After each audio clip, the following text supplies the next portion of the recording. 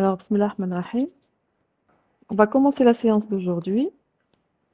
Avant de continuer le chapitre 2, je vais commencer par rappeler ce qu'on a vu la dernière fois. Donc, nous avons commencé le chapitre 2 concernant la conception des bases de données. Nous avons vu quelques concepts concernant les bases de données relationnelles. Nous avons défini la relation, une relation. On a dit qu'une relation, c'est un sous-ensemble du produit cartésien des domaines. Donc, je rappelle un petit peu d'abord la terminologie qu'on utilisera tout au long de ce semestre. Donc, ici, c'est une relation. Ça, c'est un exemple de relation. Le nom de la relation, c'est pièce. Elle contient comme attribut NP, nom, matériaux, poids et vide. Si je représente juste le nom avec, entre parenthèses, la liste des noms, on appelle ça le schéma. Sinon, ça, c'est une extension de notre relation pièce. Une extension qui est représentée sous forme de table.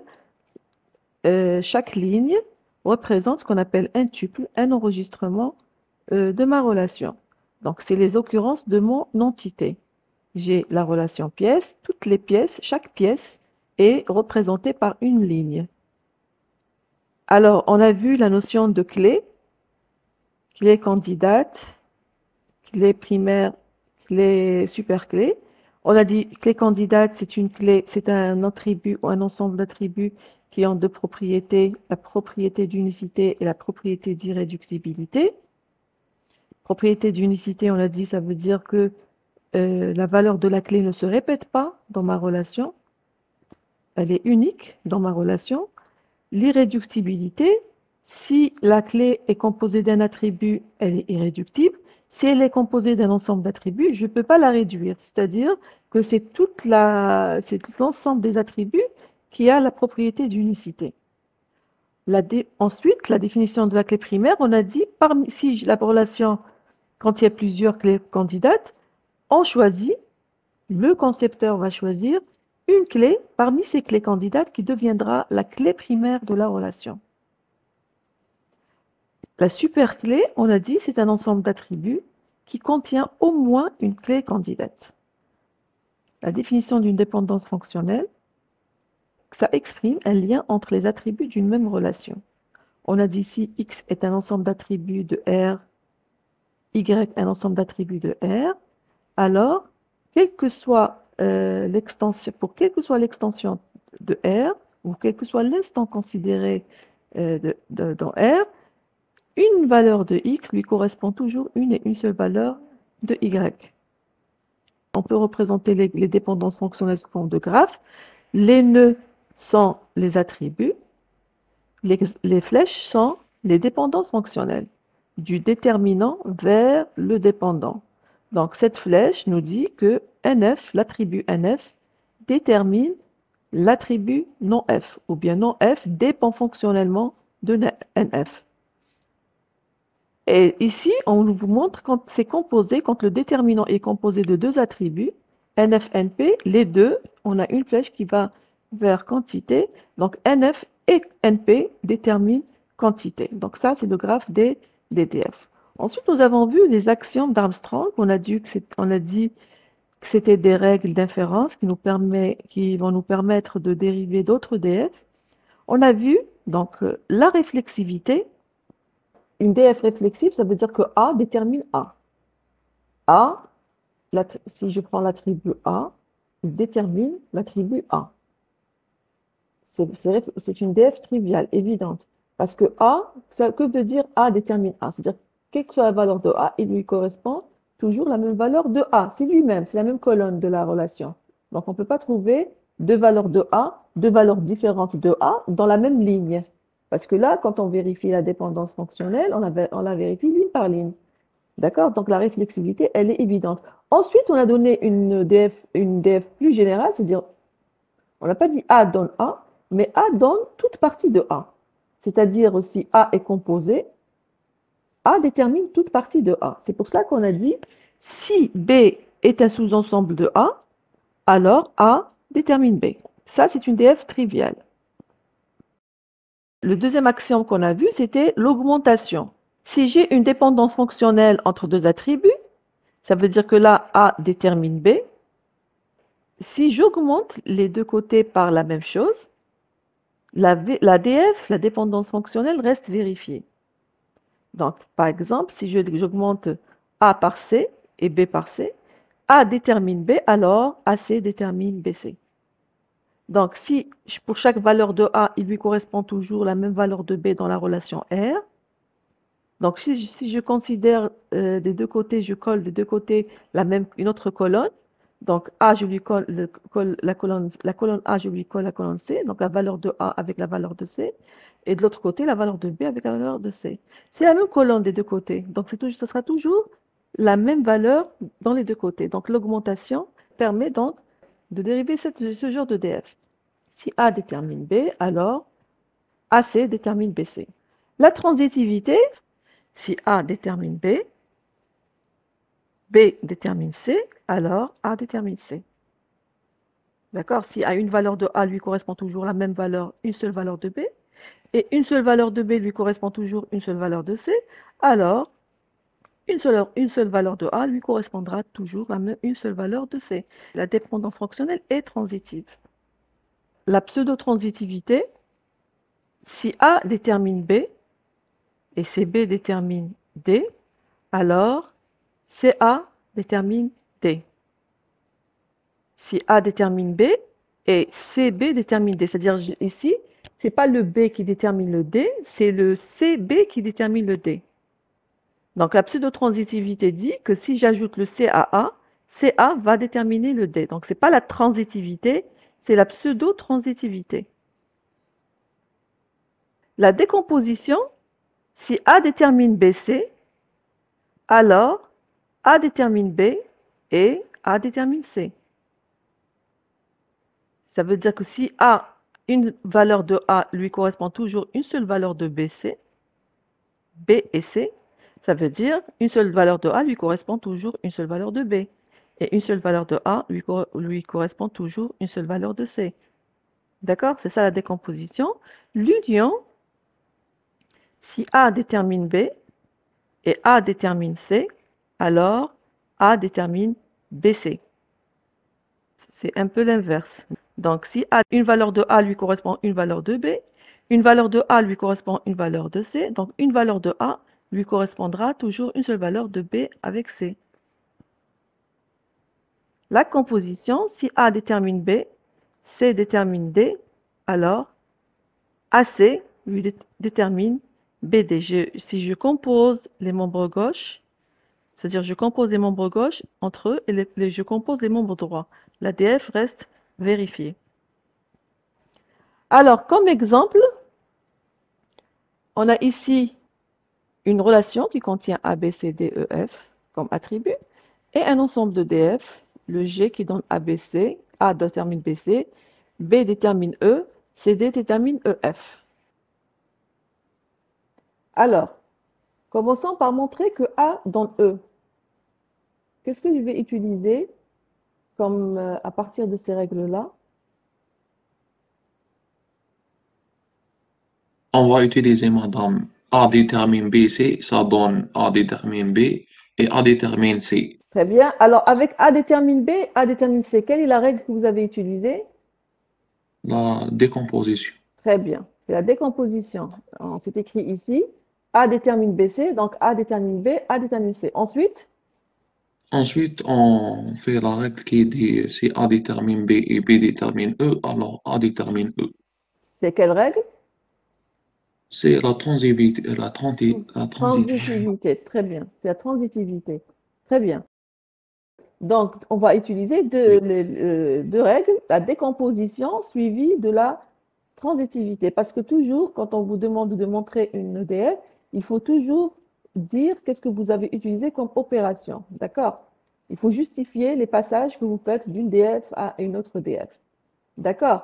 Donc ici, voilà ce que vient de dire votre camarade. Donc j'ai A donne BC. C'est la première DF que nous a de l'ensemble G. Par décomposition, on obtient A donne B et A donne C.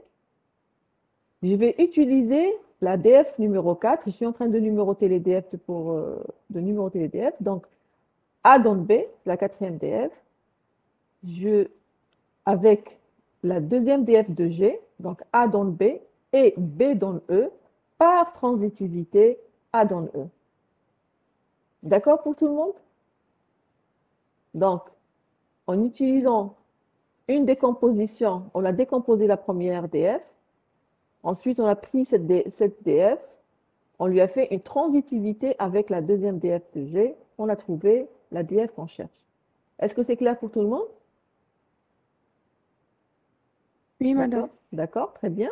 Donc, pour l'autre DF qu'on nous demande, c'est AD donne F.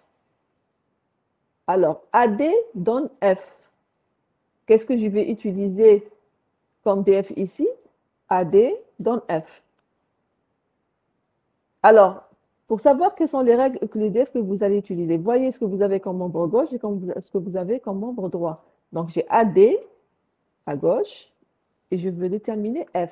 Donc, dans les DF qui sont dans G, je vois toutes les DF où j'ai A comme dans le membre gauche et toutes les DF AD, c'est-à-dire le A et le D dans la membre gauche, et le F à droite.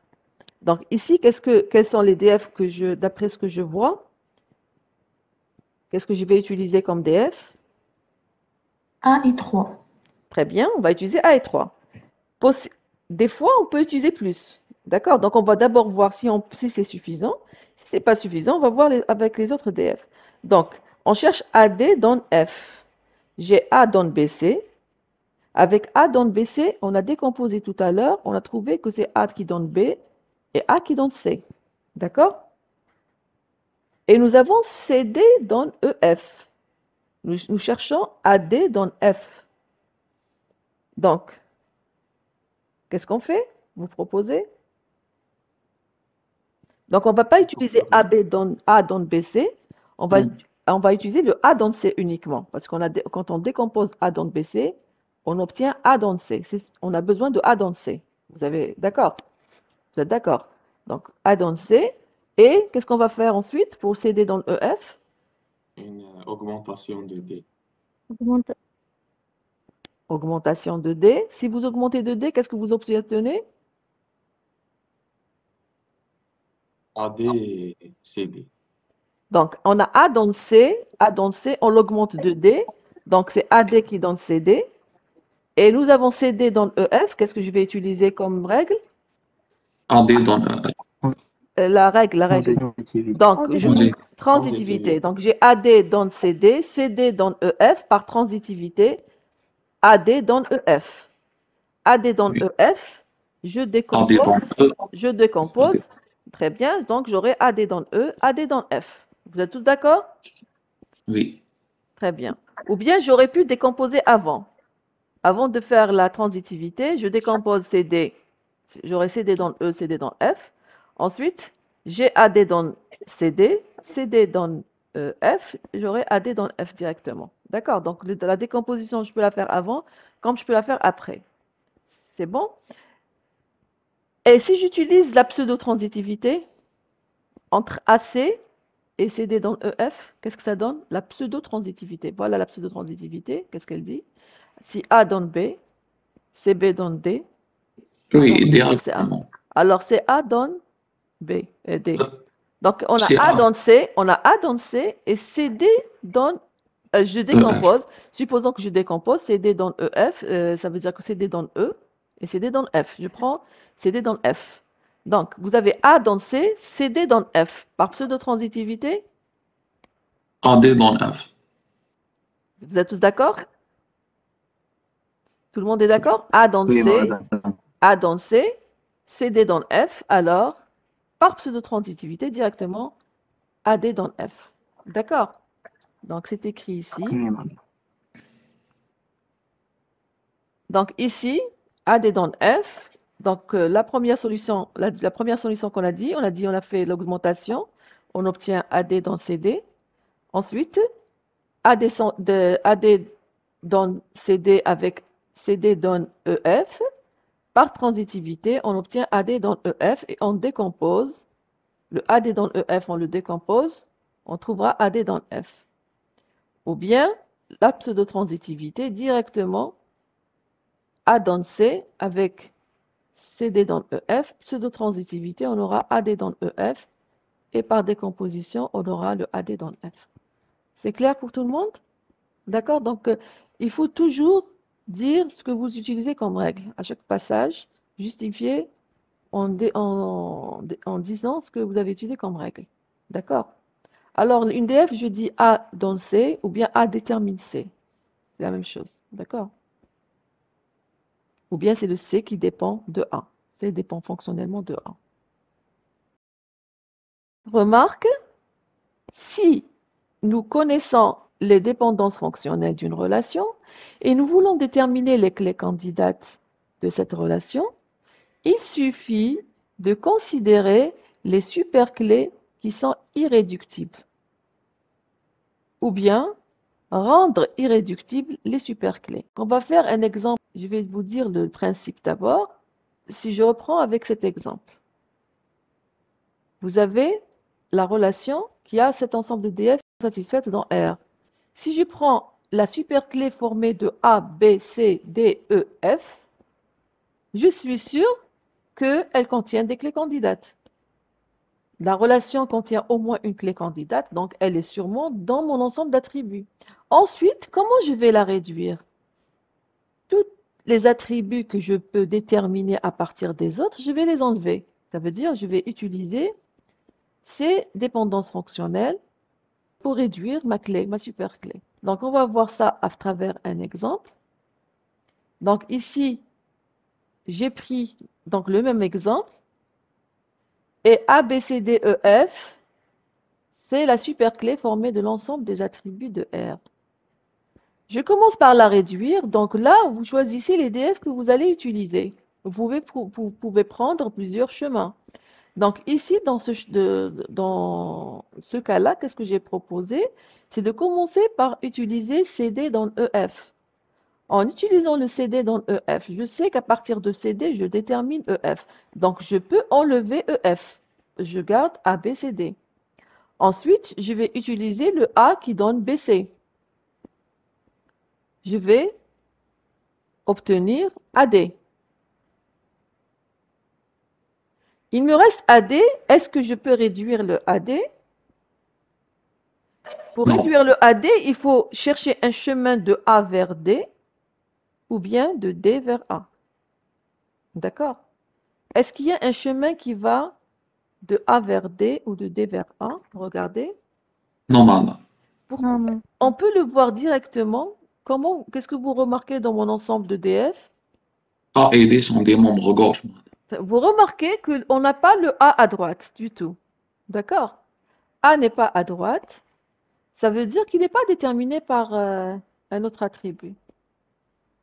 Donc le D ne peut pas le déterminer. La même chose pour le D. Il n'est pas à droite. Donc il n'est pas déterminé par les autres attributs. Donc le A ne peut pas le déterminer. D'accord? Donc A et D,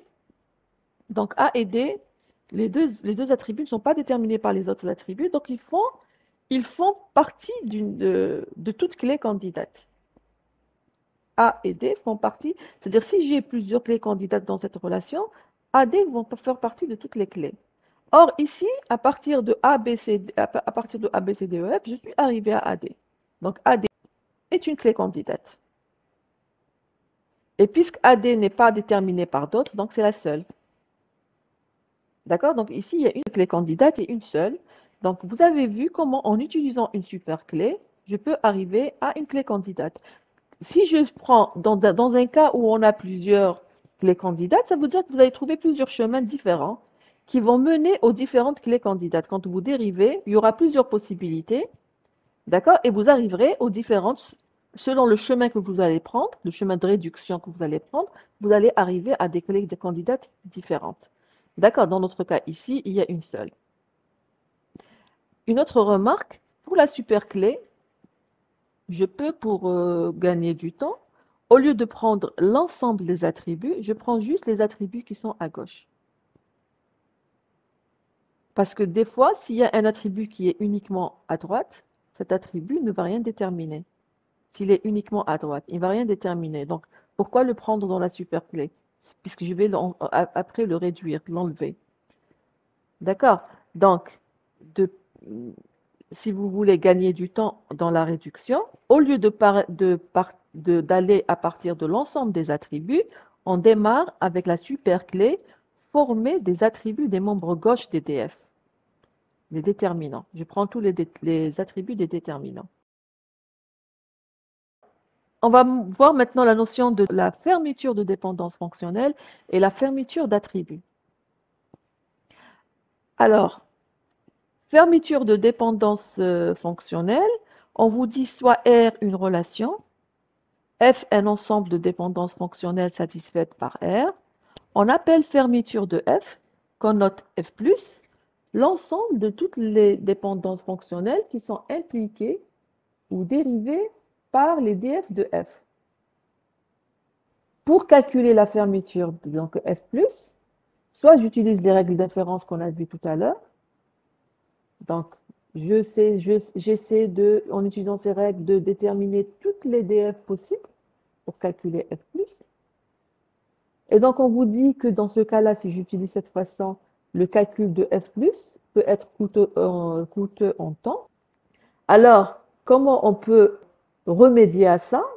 Comment je peux éviter de calculer le F+? On vous dit qu'il y a un moyen efficace de déterminer si une df donnée appartient à F+. Ça veut dire, si j'ai un moyen de savoir, de déterminer si une df appartient à F+, je n'ai pas besoin de calculer tout F+, l'ensemble de F+, complet. Si à chaque fois quand j'ai une df, je peux savoir, est-ce qu'elle appartient, il y a un moyen de savoir si elle appartient à F+, ou pas. Donc là, ça va m'éviter de calculer l'ensemble F+. Alors, ce moyen, c'est quoi? C'est la fermeture d'attributs. On va voir ce que c'est que la fermeture d'attributs. Donc, on a vu ce que c'est que la fermeture de df, de dépendance fonctionnelle. On a dit que c'est toutes les df qu'on peut déduire à partir de mon ensemble de départ en utilisant les règles d'inférence. Ensuite, on a dit, au lieu de calculer l'ensemble de la fermeture en entier, on va utiliser la notion de fermeture d'attributs qui va nous permettre de savoir si une df appartient, oui ou non, à la fermeture de dépendance fonctionnelle. Donc, on va voir ce que c'est que la fermeture d'attributs. Alors, on vous dit R une relation, F un ensemble de dépendances fonctionnelles satisfaites par R. Si vous avez A un attribut ou un groupe d'attributs de R, j'appelle fermeture de A, qu'on note A+, l'ensemble de tous les attributs de R qui sont en dépendance fonctionnelle avec A. Qui sont en dépendance fonctionnelle avec A, ça veut dire qu'ils dépendent fonctionnellement de A. Ça veut dire qu'ils sont déterminés par A. D'accord? Donc A+, c'est un attribut ou un ensemble d'attributs de R. A+, c'est tous les attributs déterminés par A, ou qui dépendent fonctionnellement par A. Dépendent fonctionnellement de A. Pour la fermeture d'attributs, j'ai un algorithme qui me permet de la calculer.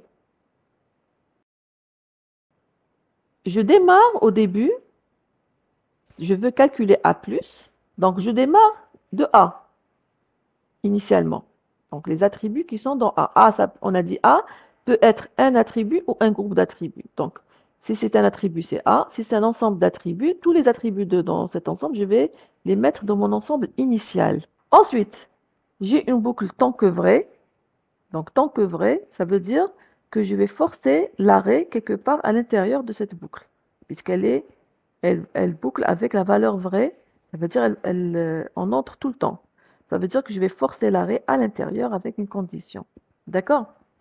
À l'intérieur de la boucle tant que, j'ai une autre boucle pour qui dit pour chaque df x dans y, ça veut dire que je vais, puisqu'on vous dit pour chaque df, je vais parcourir toutes les df de l'ensemble f. Pour chaque df de mon ensemble f, x détermine y, si x fait partie de A+, alors A+ égale A+ union Y. Ça veut dire que si X est un sous-ensemble de A+, j'ajoute le Y dans A+. Puisqu'on a dit dans A+, c'est quoi? C'est l'ensemble des attributs qui sont déterminés par A. Donc si X, il est dans A+, X détermine Y, et donc Y aussi, je l'ajoute à A+. C'est simple, c'est ça la règle. Donc, je répète cette boucle pour toutes les DF de F. Quand je sors de la boucle pour, je fais ce test. Est-ce que A+ a changé dans cette boucle? Parce que là, quand j'entre dans la boucle pour, j'entre avec un certain A+. Quand je sors de la boucle pour, est-ce que A+ a été modifié? Si A+ n'est pas modifié pendant cette itération, quand je dis cette itération, une itération, je veux dire l'itération du temps que. Quand je sors de la boucle pour, est-ce que si A n'est pas modifié, alors quittez la boucle. J'ai terminé mon calcul. Sinon, qu'est-ce que je fais? Je vais entrer dans ma boucle tant que et refaire le travail. Je vais refaire la boucle pour toutes les DF. À chaque fois, je vérifie si X appartient à A+, alors j'ajoute le Y dans A+. Je refais le travail pour toutes les DF. Je vérifie si A+ n'est pas modifié. S'il n'est pas modifié, je quitte. S'il est modifié, je reprends le travail. D'accord? Donc ça, c'est l'algorithme qu'on va appliquer pour calculer A+. Donc on va voir un exemple ici. R qui contient A, B, C, D, E, F. J'ai l'ensemble des dépendances fonctionnelles satisfaites dans R. Donc j'ai B dans E, A dans BC, CD dans E, F. Donc je vais appliquer l'algorithme. Je vais calculer B+. La fermeture de B, donc initialement on a dit j'initialise B+ à B. Donc B+ égale B. J'entre dans ma boucle. Qu'est-ce qu'on a dit dans la boucle? Pour toute DF X dans Y, si X appartient à A+, alors ajoutez Y à A+. Ici, les DF qu'on a, c'est 1, 2, 3 DF. Donc pour ces 3 DF, je vais vérifier. Si le membre gauche appartient à B+, j'ajoute le membre droit dans B+. Je commence par B dans E. D'accord? B appartient à B+, c'est normal, c'est lui-même. Donc j'ajoute le E. J'aurai BE dans B+. Ici, la deuxième DF, A dans BC. Est-ce que A appartient à B+? B+ contient BE, il n'y a pas le A, donc je ne fais rien. CD dans EF, est-ce que CD appartient à B+? Il n'y est pas, donc je ne fais rien. Donc je sors, j'ai terminé la boucle pour ici, puisqu'on a dit pour chaque DF. Je sors de la boucle pour, j'arrive au test qui nous dit, est-ce que B+ a changé? Oui, B+ a changé, on est entré avec B+ égale B, on est sorti avec B+ égale BE. B+ a changé. Donc, je vais reprendre la grande boucle, donc j'entre dans la boucle une deuxième fois, avec B+ qui est égal maintenant à BE, d'accord? Je reprends la boucle pour chaque DF de mon ensemble, je vérifie. Donc, la première DF, c'est B dans E. Ici, ça ne va pas changer parce que j'ai fait B appartient déjà à B+. J'ai déjà fait entrer le E, d'accord? Donc, il ne va pas changer. A dans BC,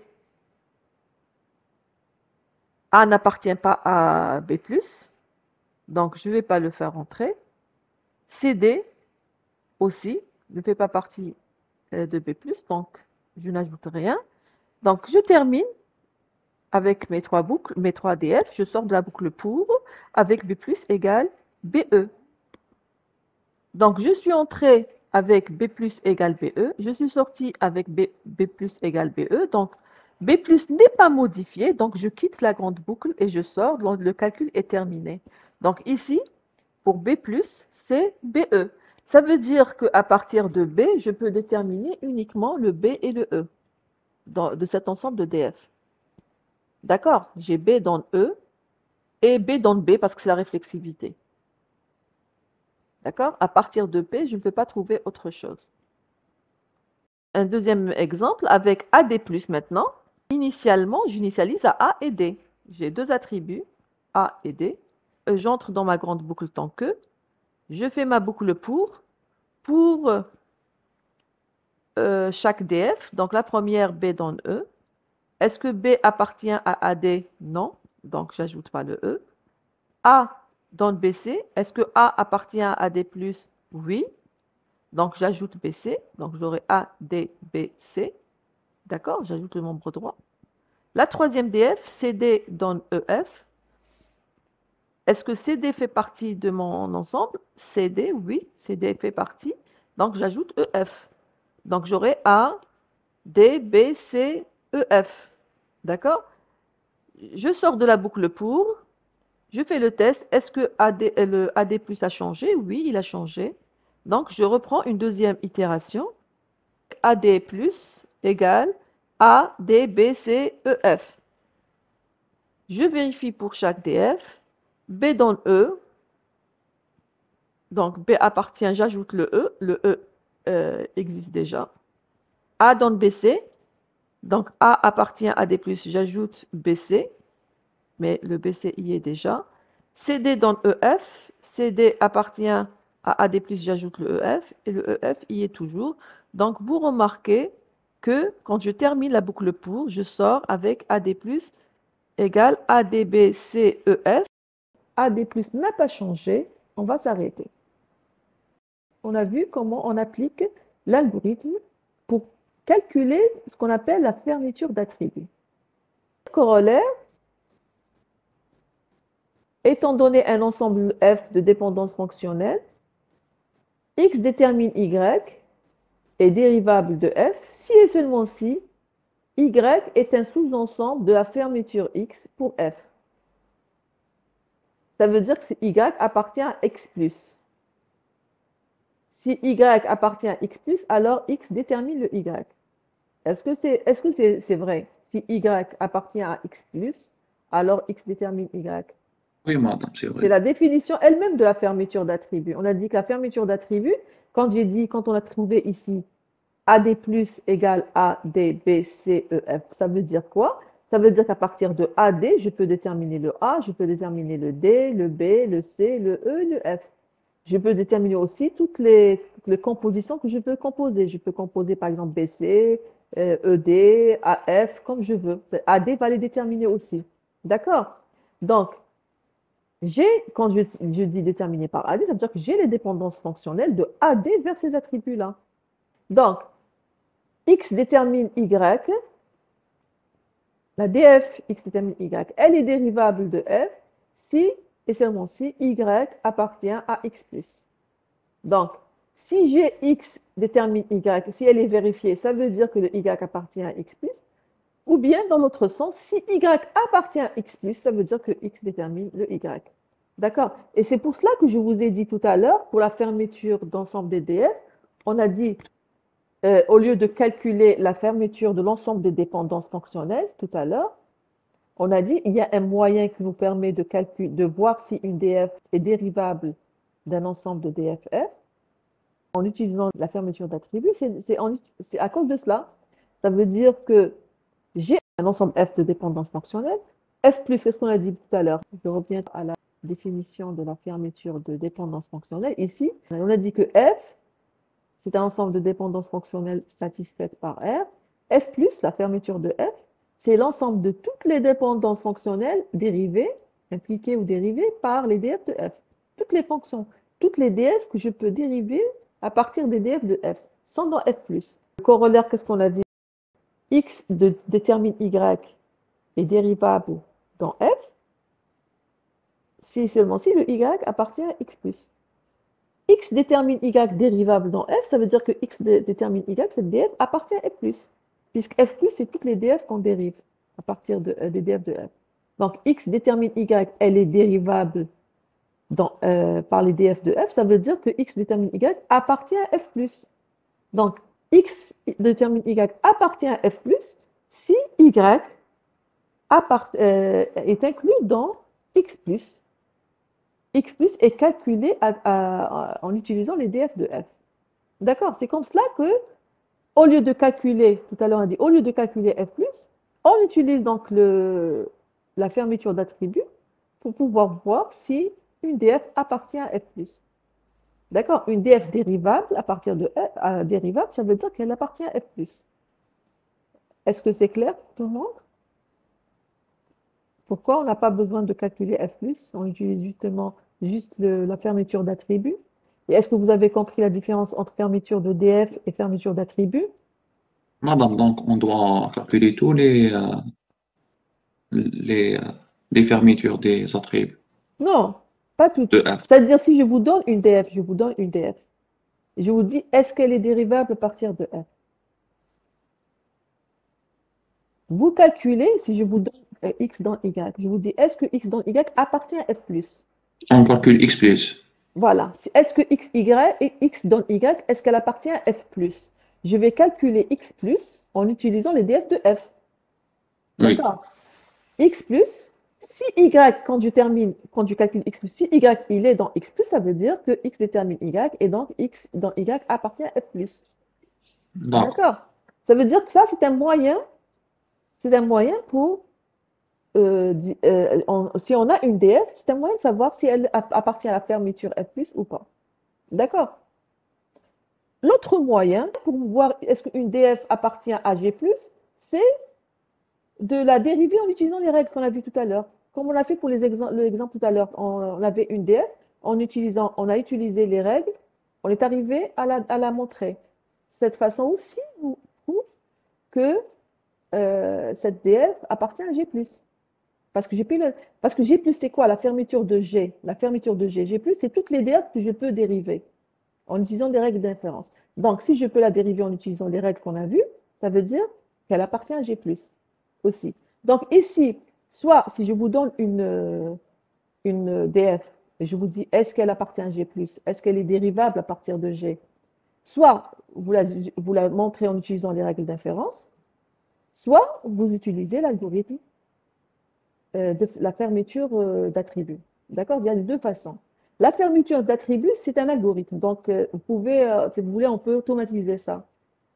Par contre, les règles d'inférence, quand on les utilise, il n'y a pas un chemin précis. Donc, vous allez vous-même le faire.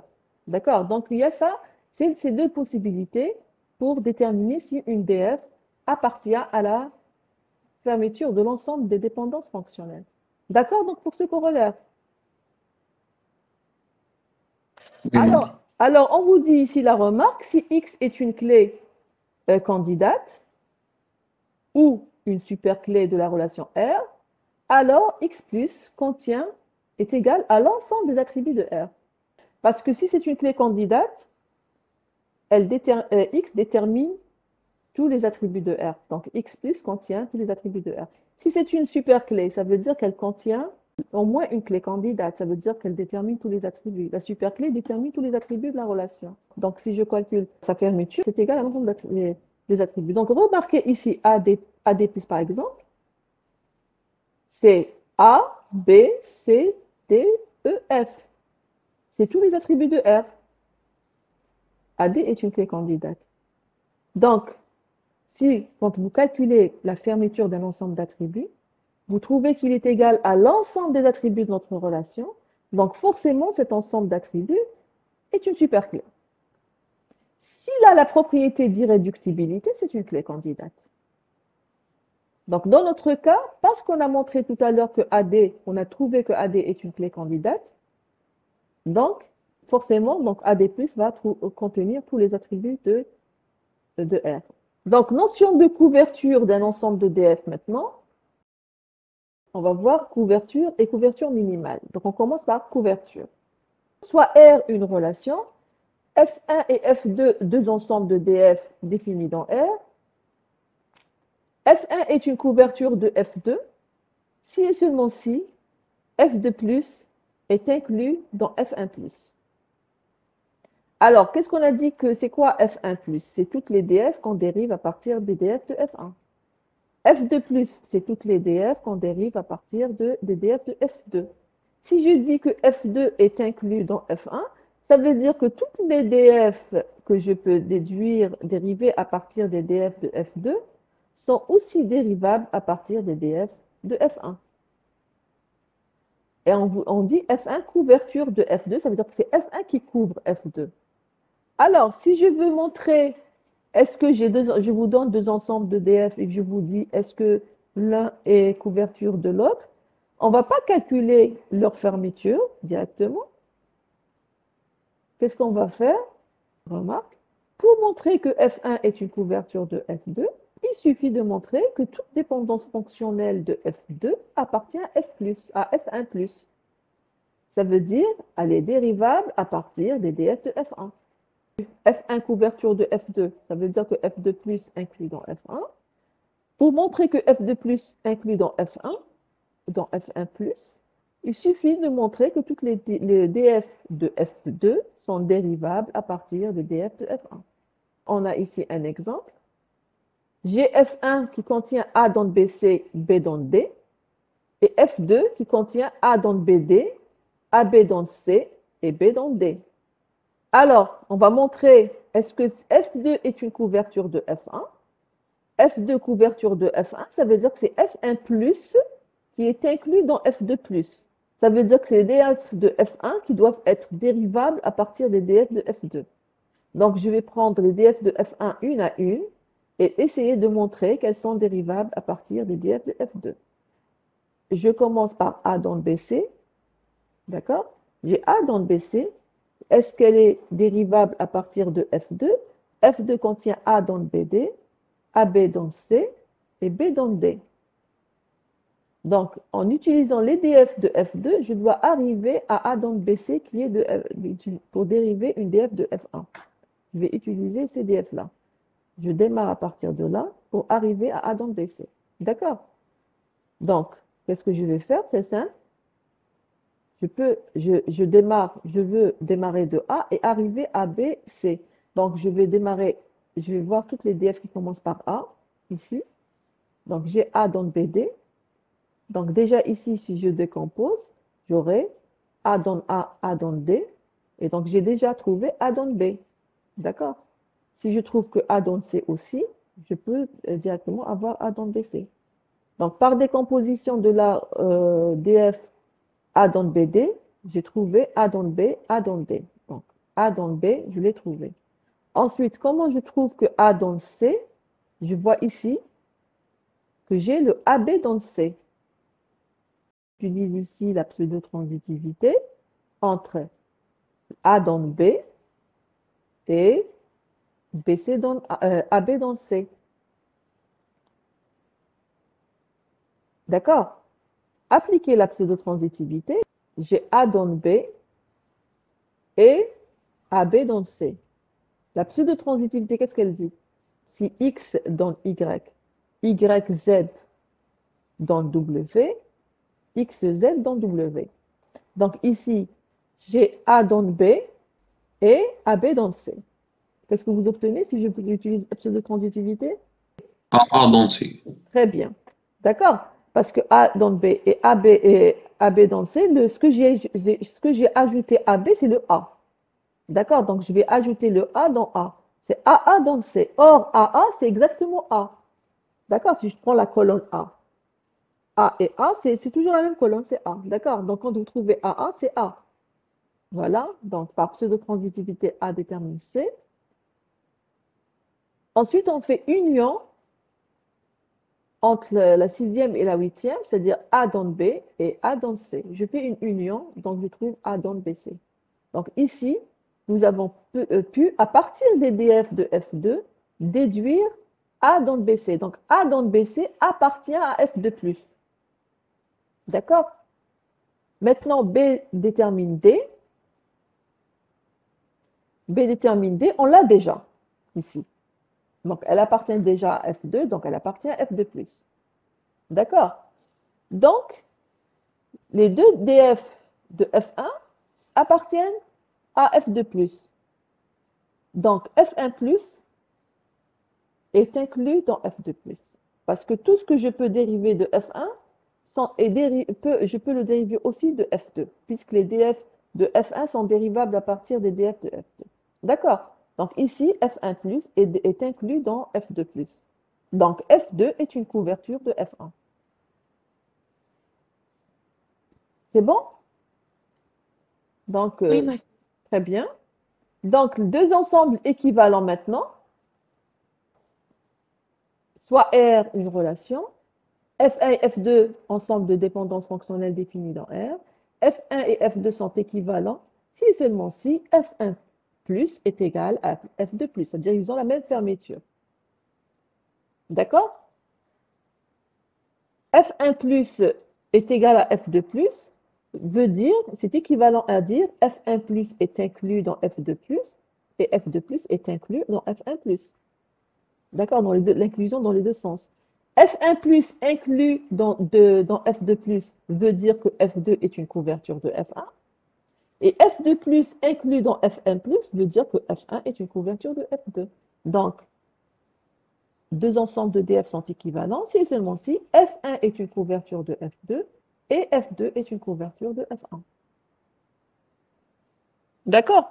Donc, pour l'exemple précédent, si je veux montrer est-ce que F1 et F2 sont équivalents, on a fait le premier chemin, on a montré que F2 est une couverture de F1, F1 plus est inclus dans F2 plus. On peut montrer le chemin inverse, on va voir est-ce que F1 est une couverture de F2 en essayant de faire l'inverse, d'essayer de déterminer les DF de F2 en utilisant les DF de F1. Si c'est vrai, si on peut le faire, alors dans ce cas, qu'est-ce que je fais? Dans ce cas, je dis que F1 est une couverture de F2. Alors, est-ce qu'on peut le faire oralement? Est-ce que c'est vrai? Par exemple, ici, est-ce que je peux déterminer à partir de F1 A dans BD? Alors, vous me dites, qu'est-ce que je vais utiliser à partir de F1 comme règle pour dire... A, Oui, A dans B, c'est alors A dans B et A dans C. très bien. Et A dans B et B dans D, donc A dans D. Oui, On a A dans B et A dans D. Par union, on a A dans BD. très bien. Est-ce que tout le monde a entendu ce qu'a dit votre camarade? Donc, je répète ce qu'il vient de dire. Donc, il a utilisé, je veux montrer que A dans BD en utilisant les DF de F1. Donc, je démarre de A, j'arrive à BD. Donc, A, je démarre de A, c'est la seule DF qui démarre de A, c'est celle-là. Donc, je vais l'utiliser forcément. A dans BC détermine A dans B et A dans C par décomposition. Je prends juste le A dans B, d'accord? Et ensuite, j'ai le B qui détermine le D. A dans B, B détermine le D. Ça veut dire que par transitivité, A détermine le D. D'accord? Ensuite, j'ai A détermine B et A détermine D. Je fais une union, j'aurai A détermine BD. Très bien. Maintenant, AB détermine C. Comment le montrer à partir de ces deux DF? Toujours en utilisant les règles d'inférence. On peut faire Oui, allez-y. A dans BC, alors AB dans BC. AB dans BC, alors AB dans C. Répétez, mademoiselle. Répétez. Madame A dans BC, alors AB dans BC. A dans BC, alors, AB dans BC. c'est quoi la règle que vous avez utilisée? L'augmentation. Comment? l'augmentation. L'augmentation, très bien. A dans BC, j'augmente de B. Ça veut dire que AB dans BC, très bien. Oui, AB dans BC, AB dans B et AB dans BC. très bien. Par décomposition, donc. Très bien. Très bien, mademoiselle. Donc, A dans BC, elle a augmenté par B. Donc, AB dans BBC. J'ai dit BBC, c'est BC. Donc, quand vous avez un attribut qui se répète, vous l'enlevez. Ce n'est pas un problème. Donc, AB dans BC par augmentation. Et ensuite, je décompose, je trouve AB dans C. Très bien, mademoiselle. B dans D, on l'a déjà. Donc, vous avez vu qu'à partir de F1, nous avons pu dériver toutes les DF de F2. Donc, les DF de F2 appartiennent à F1+. Donc, F1 est une couverture de F2. Donc, on avait montré tout à l'heure que F2 couverture de F1. On vient de montrer maintenant que F1 est couverture de F2. Donc, dans notre cas ici, F1 et F2 sont équivalents. D'accord?